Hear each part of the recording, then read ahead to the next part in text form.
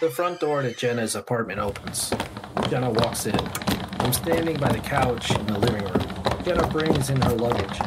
She sees me and covers her mouth to prevent herself from gasping. She drops the handle of her luggage. The suitcase falls to the floor.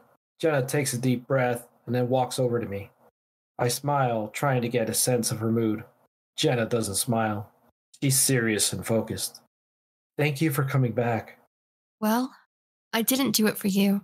I have a job to get back to in case you forgot. Oh, I thought you came back to admire my collection of bobbleheads. I smile, but Jenna keeps her serious expression. How have you been? Oh, just living my best life without you. How about you? Not well. I've been a wreck without you. Oh, I'm sure you've been devastated. Drowning your sorrows in pizza and Netflix? Netflix and pizza haven't been the same without you beside me. Yeah, well, whose fault is that? I'm momentarily puzzled by that. Mine. I was stupid too. We're not having this discussion. I'd like to move on with my life. Does moving on with your life include me in that picture? Right now, I'm 50-50. Our whole relationship is in the balance. Well, I'm more of a 60-40 kind of guy, but I'm willing to negotiate. There's nothing but dead silence from Jenna. Can you give me a chance to show you how much you mean to me? Sure. I'll pencil you in for never. That's okay. I'll use a pen to make sure you don't erase me from your life. Ha ha ha. I need to go to work. You've only just got back. Yeah, well, I've got a lot of work to catch up on. See yourself out. I'm devastated. My shoulders slump, and I hang my head. I put on a brave face, stand up straight, determined to do my backup plan if Jenna wants to reject me. I need to show you how much you mean to me. I need to make you see how much of a fool I've been without you. Pressuring me to get back with you will only push me further away. You need to give me space to figure out what I want. I look Jenna right in the eye and maintain a steady gaze. And I will. After you see how much the breakdown of our relationship has affected me. Sit tight. There are a lot of surprises coming your way. Get ready. I don't like the sound of that, Corey. Women love surprises. You will too. I can't wait for that surprise ending where you turn out to be a serial killer. I walk off and open the front door and take a look at Jenna, who has a worried expression. Despite feeling devastated, I give her a reassuring smile before walking out.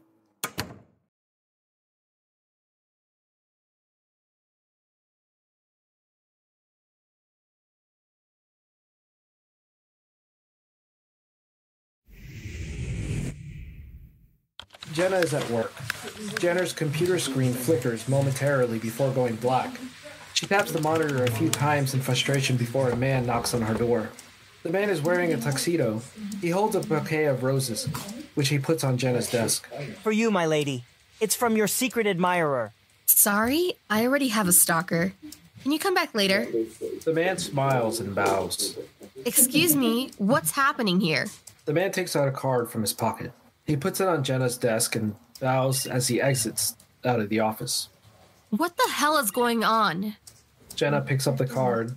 She reads it, and her face falls. You've been invited to a romantic dinner with your one true love. Do you accept this invitation? Hell no, I don't. Romance music is heard coming from the foyer of Jenna's workplace. An office staff murmurs in excitement as the man begins to play.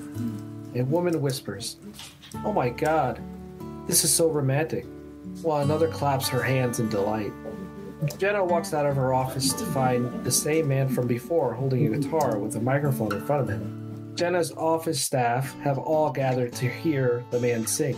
The man strums a few chords. His fingers start to dance over the strings. Jenna watches him with rapt attention, her eyes locked on the man as he begins to sing a romantic song. The man's voice is soft and low, full of emotion. As the melody fills the room, Jenna is filled with emotions. Jenna's eyes get misty. She's close to tears.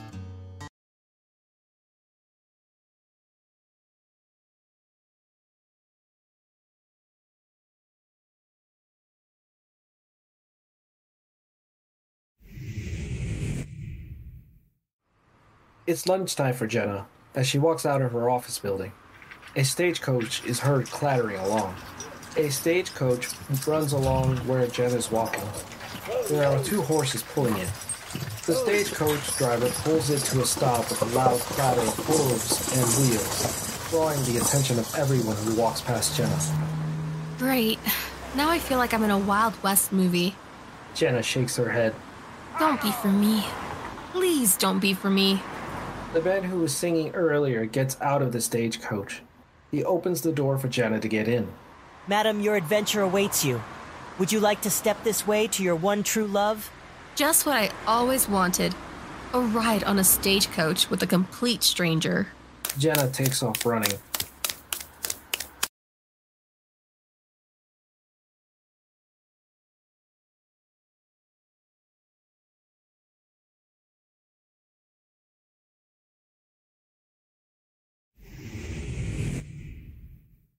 Jenna strides over to her workspace, where a group of her colleagues have gathered around someone.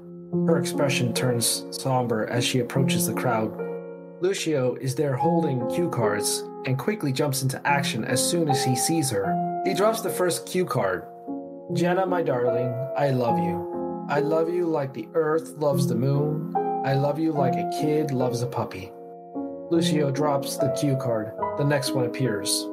That's it. Enough. I've had enough of this. Corey, you need dealing with. Jenna stomps out of her workspace. She walks toward the lift.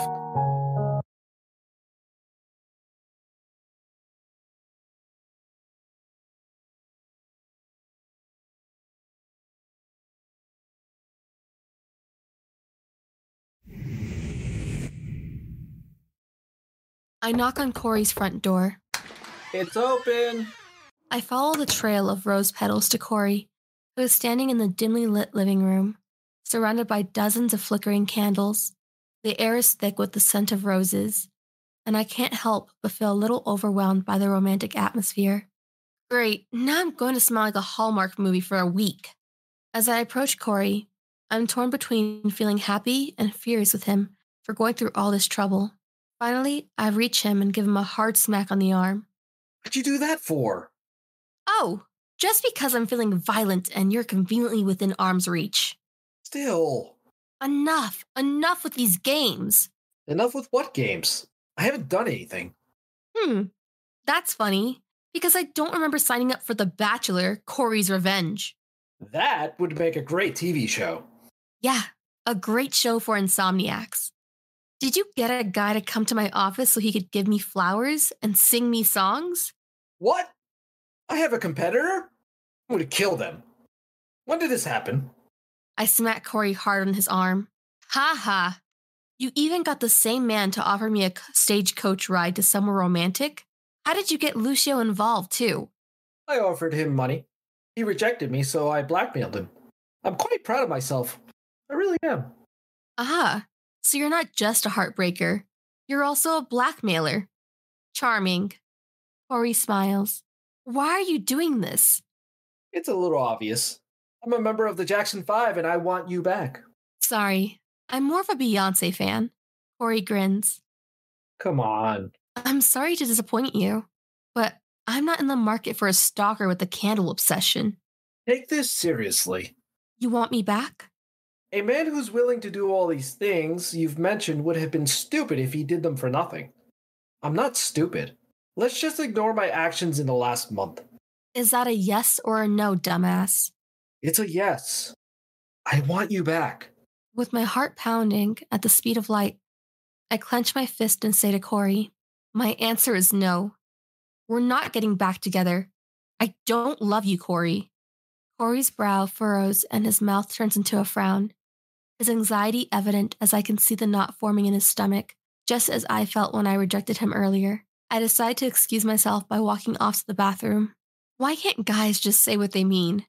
Why all this romantic hoopla? Corey follows me. Dude, I appreciate the effort, but there's a time and a place for candlelight confessionals, and it's not in the bathroom. Jenna, we just need to talk about this. We will. Just give me a minute. As I walk to the bathroom and shut the door, I hear the sound of Corey's footsteps echoing throughout the apartment. I also hear the sound of Corey's anxious breathing as he waits outside the bathroom door. I take a moment to look at myself in the mirror, noticing the redness of my cheeks and the slight puffiness under my eyes. I take another deep breath and exhale slowly, letting go of the tension in my body. As I dry my face with a towel, I remind myself that it's okay to feel vulnerable and that I can still take control of the situation. I straighten my posture. Okay, Jenna, time to put on your big girl pants and deal with this over-the-top Romeo. I walk out of the bathroom, ready to face whatever comes next.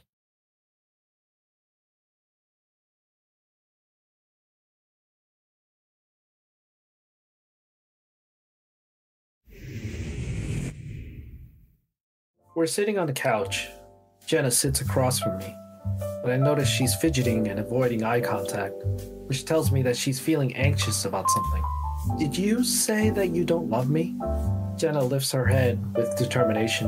Her breathing becomes increasingly rapid. That's right. I don't.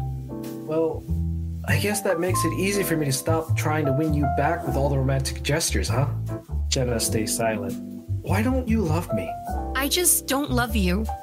Level with me, Gemma. I just don't. Leave it alone. Just tell me already. Fine. I don't love you because if I do, I risk getting hurt again.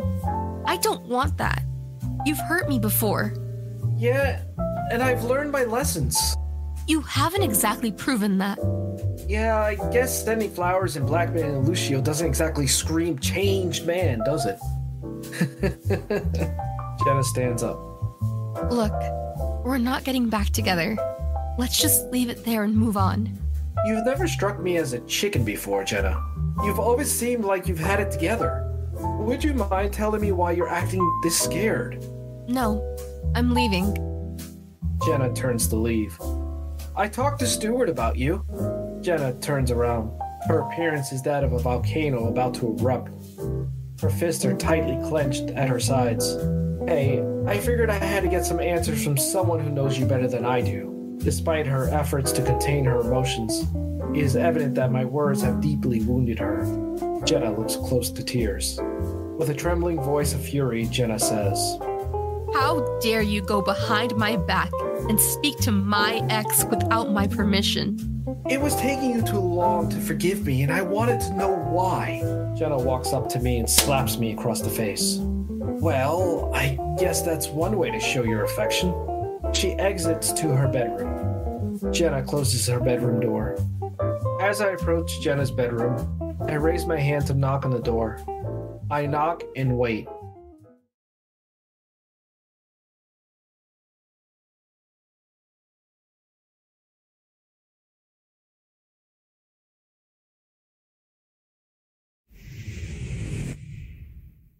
After a moment of waiting for a response and hearing none, I tentatively push the door open and step inside.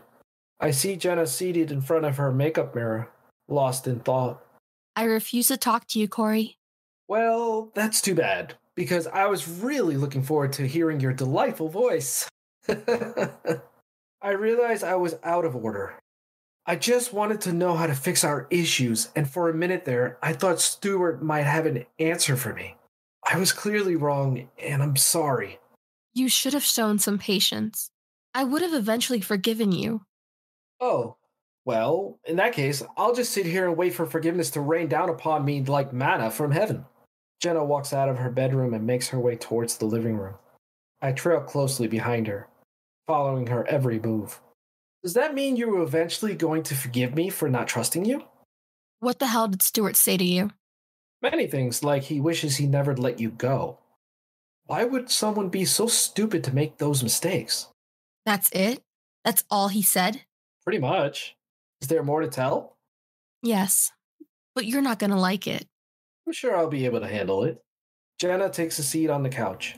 I join her by sitting across her. Jenna's hands start to tremble while being on her lap.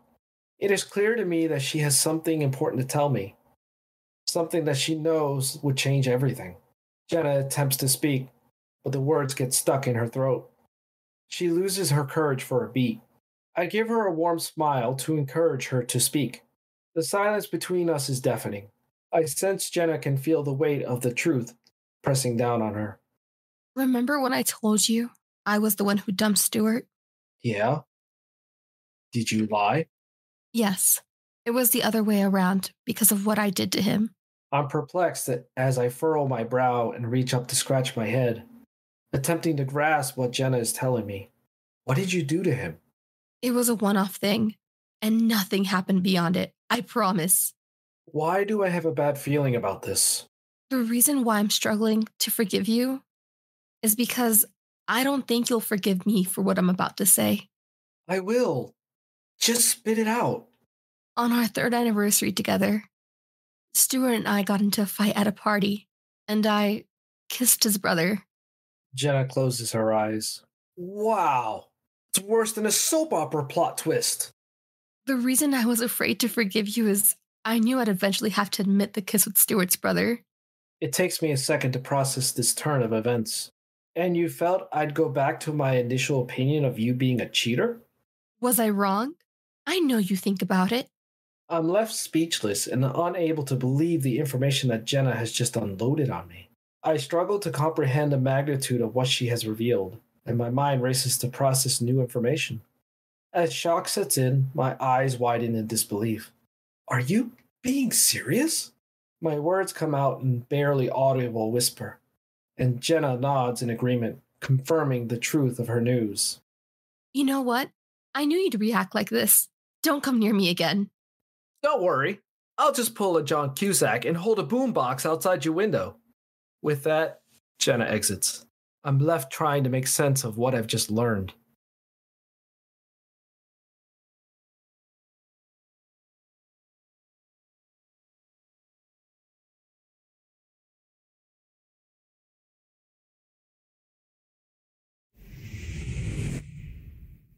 Jenna is leaning forward on her dining table. She has a pad of paper in front of her. She bites her lip as she writes a note with a pen. She looks determined until... This is stupid. I'll never understand. There's a packed suitcase next to Jenna. She crosses the last portion of her note. She picks it up and puts it on her coffee table. She grabs the handle of her suitcase and looks to the exit, only for me to stand, looking at her. Understand what? The intricacies of origami? The mysteries of the universe? Because I have a PhD in both. I'm leaving, and there's nothing you can do to stop me. Get out of my way. Well, I could always tie you up with duct tape and force you to watch reruns of Keeping Up with the Kardashians. Jenna, I need to tell you something. I don't want to hear it. Oh, I think you will. Jenna stands up straight. She forces a smile to appear on her face, but she avoids eye contact with me. I realized one thing today that I should have realized a lot sooner. I don't give a shit. I don't care. Jenna's eyes widen and her body stiffens up as she tries to process what she just heard. About me? I knew it. Jenna's shoulders droop and her head hangs low, on the brink of tears as she turns to walk away.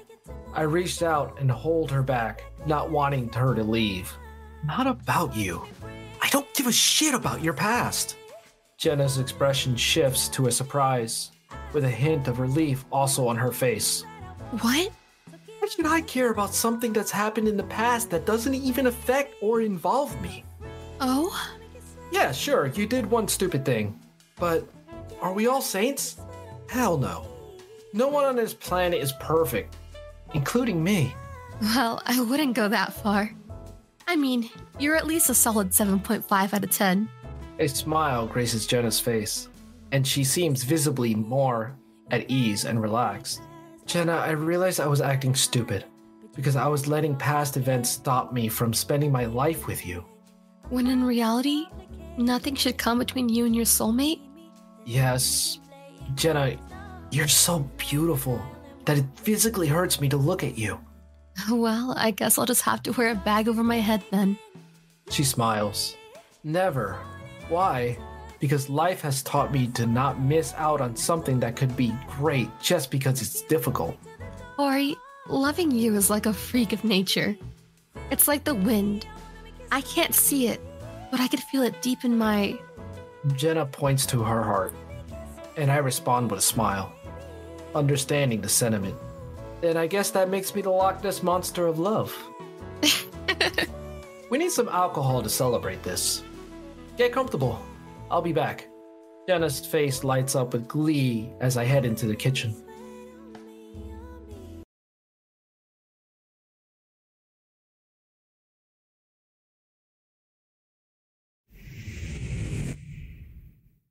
As I enter with a champagne bottle, Jenna's face lights up, and she takes her feet off the coffee table. I didn't know I had champagne. I pop the champagne bottle open. I hid it earlier to surprise you. I knew I was smart to choose you. Yeah, I should pat you on the back too. Jenna, I have a few more things to say. Go ahead. I'm all set to hear it. Jen, not so long ago I was alone and lost. And then you came into my life and I was home. I thank God you found me. Jenna smiles. You really do love me. I knew it from the moment we met. I love you too. I know it seems like I've struggled to express it, but I do. I love you. I crown you the king of my heart. Why do you love me? I love you because every morning I need to know I can see your smile. I feel the same. I need to know that I can look you in the eyes each night. I need to know I can be with you for the rest of my life. I'm the same. Wherever I am, I just want to be near you again. Even now, we're close, but not nearly close enough. Jenna, I only want to belong where you are. Why? Because I could be in a crowd, but my eyes would only want to see you. I know that, and that's why I choose you. That's why I choose you over and over and over. Without delay, without a doubt, in a heartbeat. Corey, I'll always just keep choosing you. I walk up to Jenna and passionately kiss her, pouring all my love and desire into the moment. We're enveloped in the moment, our bodies melding together. The intensity of our kiss deepens. Our hearts thud in unison as we touch.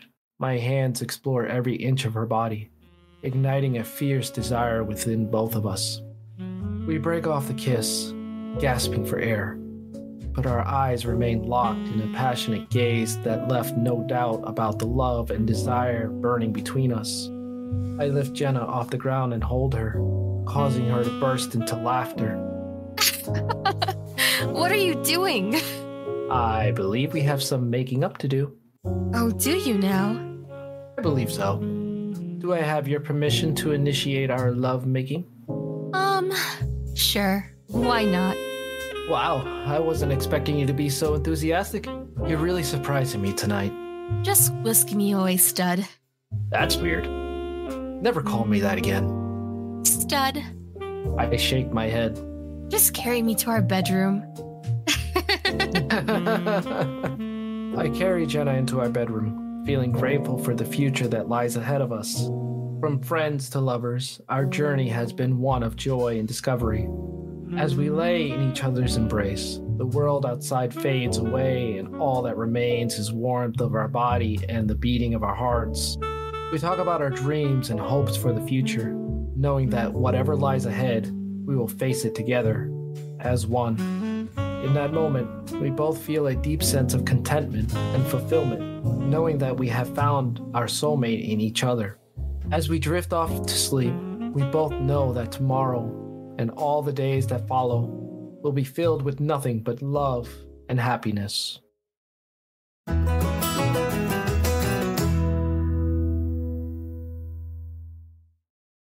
The apartment was voiced by me, Paranoia. And me, Nelson Zapata Carret. The show was written, produced, and directed by Joao Nasita. If you enjoyed the series, please take a moment to rate and review us on Apple Podcast. Thank you for listening, and have a great day.